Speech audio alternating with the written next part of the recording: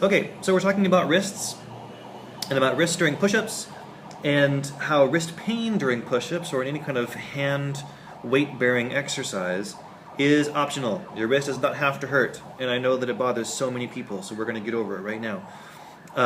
If you've read the article preceding this video, you know that it has to do with rotation, in particular rotation of this bone right here.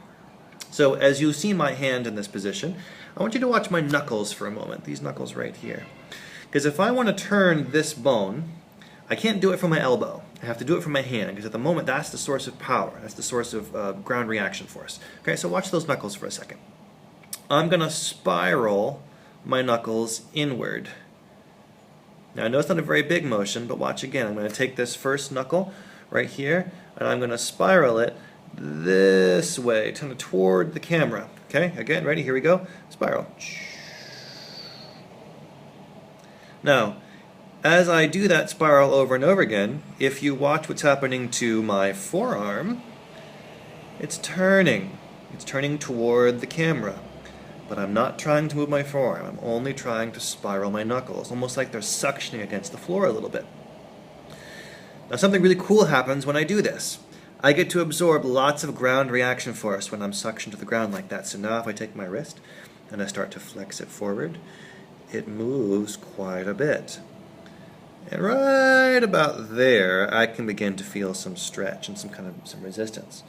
But that's a lot of dorsiflexion. That's a lot of wrist movement. That's more than I imagine certainly anybody experiencing regular wrist pain gets. But now let's try the opposite. Let's do what I think a lot of you end up doing by accident. Let's spiral the knuckles the other way. Okay, so I'm going to take these same knuckles right here and I'm going to spin them to the right, away from the camera, more toward my pinky finger. Can you see how my first finger is lifting off the floor there? Right, that's one of the byproducts of that spiral. And that first finger is now no longer absorbing any ground forces. Okay, it's just dead weight, not helping me. So if I'm turned or spiraled all the way over there to that pinky finger, and now I try to flex my wrist, that just feels terrible. That's about as far as it goes before I start to get enough discomfort that I don't want to do anymore. And I'm telling you, that right there is not enough dorsiflexion to be able to get a good push-up.